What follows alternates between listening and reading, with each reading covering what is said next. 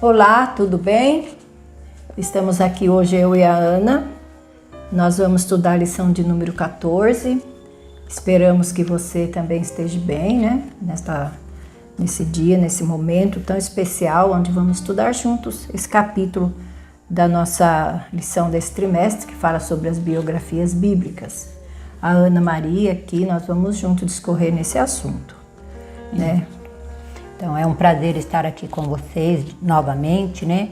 E nós vamos falar hoje sobre Priscila e Áquila, um casal evangelista.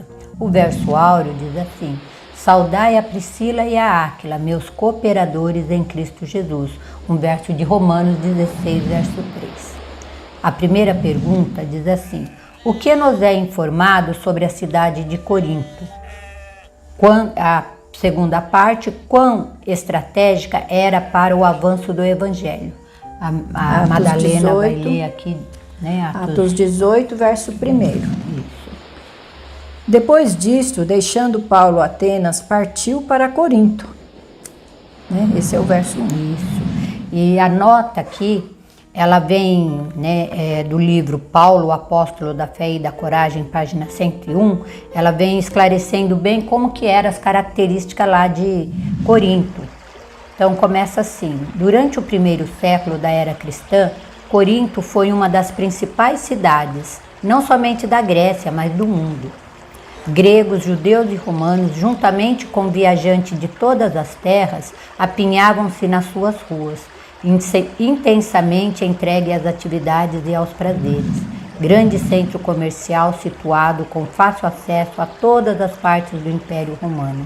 Era um importante lugar para o estabelecimento de monumentos para Deus e sua verdade.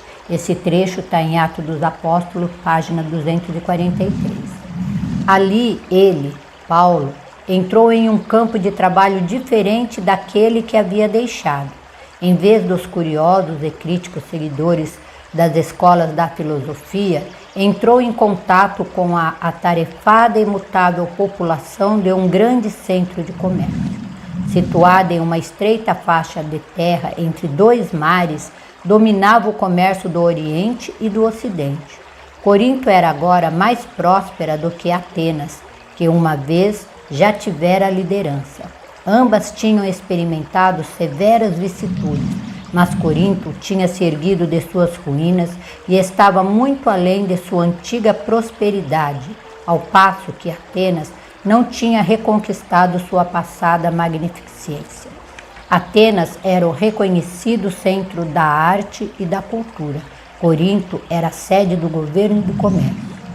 Esta grande cidade mercantil estava em comunicação direta com Roma e Tessalônica, Éfeso, Alexandria e Antioquia. Eram todas de fácil acesso por água e por terra. Uma oportunidade era assim apresentada para a propagação do Evangelho. Uma vez estabelecido o Evangelho em Corinto, ele seria rapidamente comunicado a todas as partes do mundo. Esse trecho, então, está em O Apóstolo da Fé e da Coragem, página 101. Vê aqui, né, que interessante, que Paulo estava em Atenas, ele foi para Corinto porque essa cidade, com todas essas características, né, ela era uma divisória ali, né, ela ficava na divisa Sim. de várias cidades, era ali um meio, ideal, né, um ponto estratégico para que o Evangelho pudesse avançar. Desenvolver, né, a obra ali do Evangelho. Isso. No entanto, com que dificuldade o apóstolo teve que lidar? É a nossa segunda pergunta. Isso. Entretanto, o apóstolo via de todos os lados sérios obstáculos ao progresso de sua obra. A cidade estava quase completamente entregue à idolatria. Vênus era a deusa favorita, e um grande número de mulheres dissolutas eram empregadas no culto da divindade reinante, com o propósito de atrair os afeiçoados ao vício popular. Os coríntios haviam se tornado notáveis, mesmo entre os pagãos, por sua grosseira imoralidade. Olha só, né? Que tristeza, que né? tristeza. Paulo viu logo quando chegou na cidade o número, né, da idolatria. Isso. Ali, e as pessoas eram muito difíceis de se comunicar por causa dos vícios, né? A que esse tipo de idolatria levava né? os seres humanos daquela cidade. Então, era uma cidade idólatra e a imoralidade ali corria solto, né? Isso. E esse trecho também está lá nesse livro, né? Um livro muito interessante que é Paulo, o Apóstolo da Fé e da Coragem, página 102. A nossa terceira pergunta diz: que casal Paulo conheceu? Então, esse trechinho aqui, e Atos 18:2, vem falando, né? No meio de tanta apostasia, de tanta idolatria, Paulo conheceu ali um casal. Diz: lá encontrou certo judeu chamado Áquila, natural de Ponto, recentemente chegado da Itália, com Priscila, sua mulher. Em vista de ter Cláudio decretado que todos os judeus se retirassem de Roma, Paulo aproximou-se deles. Então Paulo e Áquila e Priscila, né, se tornaram os amigos de Paulo, né? Então diz: entre os judeus que haviam fixado residência em Corinto, achavam-se Áquila e Priscila, que se distinguiram posteriormente como zelosos obreiros de Cristo. Vindo a conhecer o caráter dessas pessoas, Paulo ficou com eles. Isso. Então Paulo, ao encontrar com esse casal, também ficou atento, né, ao seu caráter. E vendo que eles eram pessoas zelosas da palavra de Deus, Paulo então passou a permanecer ali com eles, né? A nossa quarta pergunta vem dizendo assim: tal como Paulo, qual era o ofício do casal evangelista? Então todo mundo sabe qual era a profissão de Paulo, né? Paulo era o quê? Um fabricante de tendas, né? Nós vamos ler lá em Atos 18, verso 3, depois o 18 e o 19. Diz assim: e posto que eram do mesmo ofício, passou a morar com eles, e ali trabalhava, pois a profissão deles era fazer tendas. E Paulo, ficando ainda ali muitos dias, despediu-se dos irmãos e dali navegou para a Síria, e com ele Priscila e Áquila, tendo rapado a cabeça em Cencreia, porque tinha voto. E chegou a Éfeso e deixou-os ali, mas ele, entrando na sinagoga, disputava com os judeus. Então, e aqui a pergunta então vem dizendo qual era o ofício, né, desse casal evangelista. Nós vamos ler a nota aqui. Você lê para nós, Maninha? Logo após sua chegada a Corinto, Paulo encontrou um certo judeu por nome Áquila, natural do Ponto, que havia pouco tinha vindo da Itália, e Priscila, sua mulher. Esses eram do mesmo ofício que ele, banidos pelo decreto de Cláudio, que ordenara que todos os judeus deixassem Roma. Áquila e Priscila tinham vindo para Corinto, onde estabeleceram um negócio como fabricantes de tendas. Paulo fez uma pesquisa com respeito a eles e, ciente de que temiam a Deus e estavam procurando evitar as contaminadoras influências dos que estavam cercados, ficou com eles e trabalhava, e todos os sábados disputava na sinagoga e convencia a judeus e gregos, né? Atos 18, de 2 a 4. Em Éfeso, como em Corinto, o apóstolo se rejubilou pela presença de Áquila e Priscila, os quais o haviam acompanhado em seu retorno à Ásia, ao fim de sua segunda viagem missionária. Então, olha como é bom, né? Mas Paulo, ele foi fazer uma pesquisa, né, sobre o casal, para ver se eles eram realmente homens de caráter, né, pessoas sinceras, para poder se unir a eles, tanto na profissão, né, para se manterem, como também no trabalho missionário, né? Então eles também eram fabricantes de tendas, Isso, né? é. E vê aí que Paulo ele ficou observando se esse casal não estava, né, sobre essas influências, né, contaminadoras que havia ali. Isso, da idolatria, né? Isso. E aí então eles diz ali que até no retorno à Ásia, quando terminou o trabalho ali em Corinto, na sua segunda viagem esse casal acompanhou Foi Paulo, junto com né? ele. Vamos passar então para a quinta pergunta, que diz assim: que exemplo o apóstolo deu à igreja? A primeira parte. Segunda parte: sendo assim, há um chamado de Deus mesmo aos que não são ordenados ao ministério? Bastante interessante essa pergunta, né? Porque muitos acham que só tem responsabilidade aquele que é assalariado, Ministro, né? que só trabalha no ministério, né? Agora, vamos ler lá em 1 Coríntios 16, verso 19, e depois, né, 2 Timóteo 4, 19. 1 Coríntios 16. 19. As igrejas da Ásia vos saudam. No Senhor, muitos vos saudam. Áquila e Priscila, e bem assim a igreja que está na casa deles. Então, em 2 Timóteo, capítulo 4, verso 19, diz o seguinte: saúda Priscila e Áquila e a casa de Onesíforo.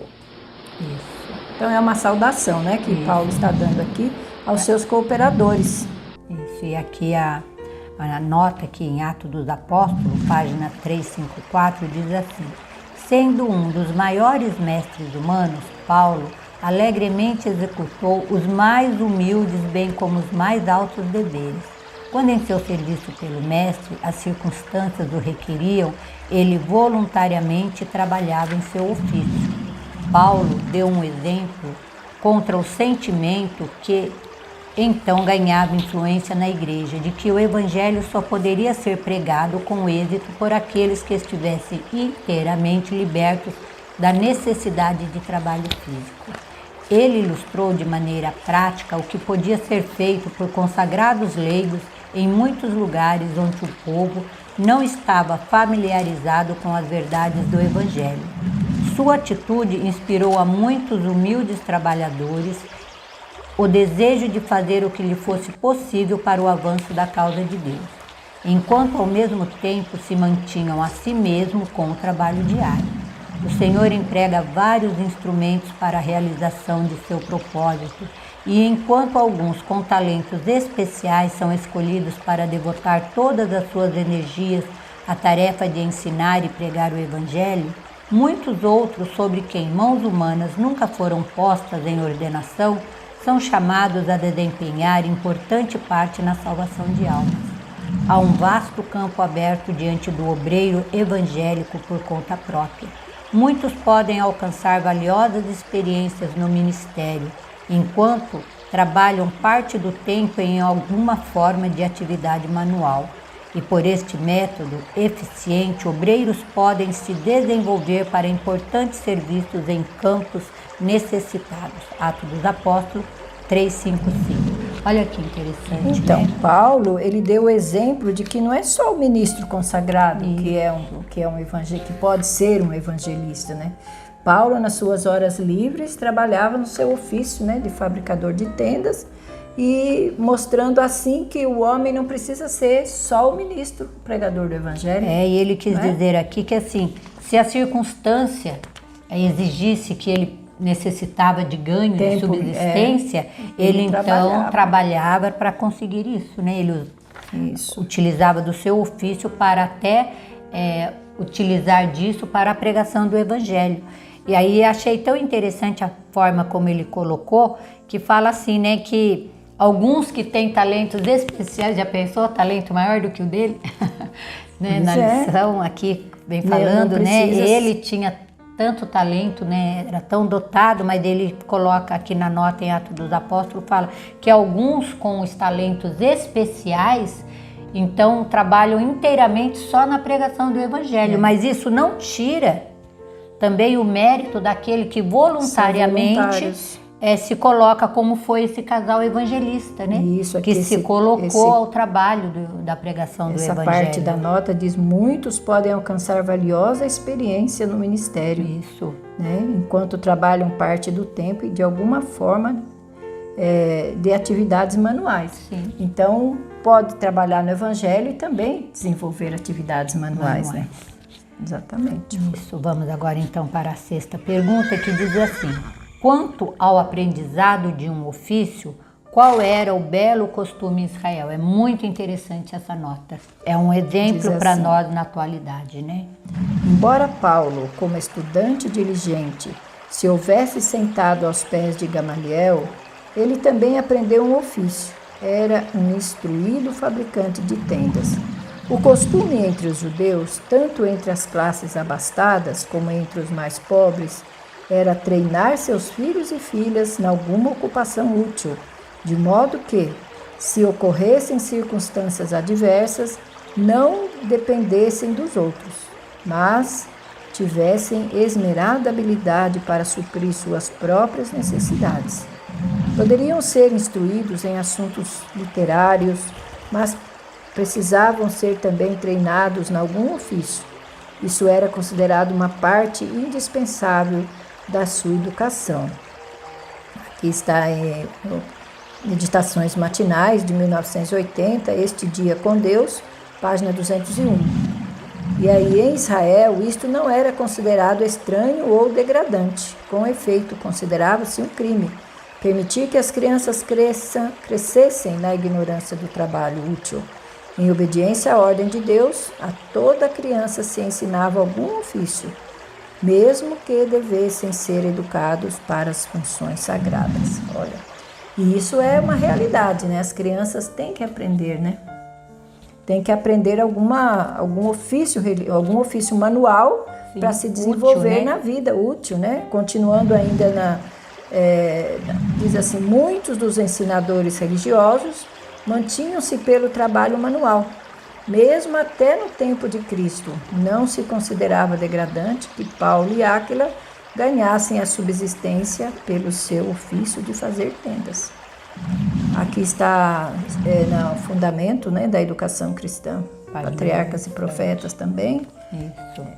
Então, olha aqui como que exemplo, né? E qual a importância de ensinar a criança um ofício útil, porque as circunstâncias da vida, caso haja necessidade de sobrevivência, né, financeira, não ia ficar dependente, não ficar dependente inteiramente, né, de outras pessoas. Isso poderia continuar até hoje, né? A gente vê tantas pessoas jovens, né, tem faculdade, mas chega numa hora crítica, não tem nenhuma prática de um trabalho, não, né? Não tem experiências, né, no ramo de trabalhos manuais e perece, né, passa necessidade. Isso. Nós podemos ver isso nitidamente agora nessa crise que nós estamos vivendo, né? Uhum. Então vamos passar para a sétima pergunta. Como Paulo encarou a situação em Corinto? 1 Tessalonicenses, capítulo 2, verso 9. 1 Tessalonicenses, capítulo 2, verso 9, diz o seguinte: porque vos recordais, irmãos, do nosso labor e fadiga, e de como, noite e dia labutando, para não vivermos à custa de nenhum de vos proclamamos o Evangelho de Deus. Nossa, que lindo, né? Então, eles trabalhavam, eles não gostavam de ser dependentes, de depender dos irmãos, né? Embora fossem caridosos, muitos, né, dos irmãos, mas eles trabalhavam noite e dia se fosse preciso. Então, de dia na obra do Evangelho e à noite fabricando tendas. E diz aqui, né, a nota, né, o trecho de Meditações Matinais, 1980, Este Dia com Deus, página 201, que ele não se envergonhava, né? Vou ler aqui. Em Corinto, Paulo residira e labutava com Áquila e Priscila, instruindo-os mais cabamente na verdade. O grande apóstolo não se envergonhava, nem tinha receio do trabalho, e não encarou este assunto como sendo de algum modo humilhante para seu trabalho no ministério. Então, olha, você vê aqui que ele encarou isso ainda como uma honra, né? Trabalhar para se sustentar. Se sustentar, e de maneira alguma ele achou esse trabalho manual de forma humilhante, né? Ainda continuando aqui, enquanto Paulo trabalhava rápida e habilmente com as mãos, relatava a seus companheiros de trabalho as especificações que Cristo dera a Moisés com respeito à construção do tabernáculo. Está lá na Réveillon, 6 de março de 1900. Então, olha só, ele aproveitava todo momento, ele não desperdiçava nenhuma oportunidade, ali junto, né? No trabalho, enquanto ele estava fabricando as tendas, ele dava ali a quem estava passando por perto, ao seu entorno, as especificações, como era ali, como que Moisés tinha dado, né? Deus tinha dado a Moisés a respeito da construção do tabernáculo. Vamos então para a 8ª pergunta, que vem falando ainda sobre esse assunto aqui, né? Que costume potencialmente nocivo deve ser combatido? Então, porque aqui a pergunta está para o presente, até hoje, né? Então, que costume deve ser, né, combatido, e diz aqui potencialmente, né? Segundo aos Tessalonicenses, capítulo 3, verso 10 a 12. Porque, quando ainda convosco, vos ordenamos isto: se alguém não quer trabalhar, também não coma. Pois, de fato, estamos informados de que entre vós há pessoas que andam desordenadamente, não trabalhando, antes se intrometem na vida alheia. A elas, porém, determinamos e exortamos no Senhor Jesus Cristo que, trabalhando tranquilamente, comam o seu próprio pão. Que puxão de orelha, né? Nossa, que para foi nós mesmo. na atualidade hoje, né? Então diz aqui que o trabalho nunca é vergonhoso, né? Por mais humilde que seja, todos devem ganhar o seu pão, todos devem se esmerar, né? Em alguma profissão, em algum ofício. Se contentar em viver, né? À custa do alheia, né? De outros. Então, continuando aqui na leitura da nota, vai falar um pouquinho sobre essa necessidade, né? De orientação, de um trabalho também manual. O costume de sustentar homens e mulheres em ociosidade por meio de dádivas particulares ou dinheiro de igreja incita-os a hábitos pecaminosos, e esse procedimento deve ser conscienciosamente evitado. Todo homem, mulher e criança deve ser instruído a realizar trabalho prático e útil. Todos deveriam aprender algum ofício. Pode ser a fabricação de tendas ou a ocupação de outros ramos de atividade, mas todos devem ser ensinados a usar os membros do seu corpo com alguma finalidade. E Deus está pronto e disposto a aumentar a adaptabilidade de todos os que queiram adestrar-se em hábitos diligentes. Se um homem com boa saúde física tem propriedades e não precisa empregar-se para seu próprio sustento, devia trabalhar para adquirir recursos a fim de que possa promover a causa e a obra de Deus. Não deve ser remisso no zelo, sim fervoroso de espírito, servindo ao Senhor. Deus abençoará todos os que protegerem sua influência sobre os outros nesse sentido. Meditação matinal, 1980, Este Dia com Deus, página 201. Então aqui ele está falando o quê? Que todos devem dar a influência no sentido de não manter a ociosidade, né? De não deixar clara a necessidade, tanto para jovens, homens e mulheres, a desenvolver um trabalho que em qualquer situação que haja necessidade, tenham ali à disposição. E deu até aqui o exemplo que se um homem, se ele não precisar de dinheiro, se ele pode ficar ali sem trabalhar, mas que ele arrume algum trabalho e use esse dinheiro ganho na causa de Deus, né? De Deus. E aqui também, mana, a gente podia tá lembrando aqui que Paulo, embora ele fazia esse trabalho, né, da tenda, ele dá bastante ênfase, devemos lembrar que teve lá na época, ele fez questão de trabalhar mesmo manualmente, porque o lugar era um lugar onde eles achavam, tanto que a nota fala aqui que ele não se sentia humilhado, porque era humilhante para as pessoas daquele local o trabalho manual, eles valorizavam somente o trabalho intelectual. Exato. E aí nós vemos então que houve necessidade de Paulo, porque ele era ajudado, né? Conta em outros Sim, ele recebia outras muitas citações, ofertas. né, da Bíblia. Nós vemos lá em Atos também, nos livros de Paulo, ele contando que ele recebia donativos e auxílio de igrejas locais, igrejas de outras localidades enviavam para o trabalho.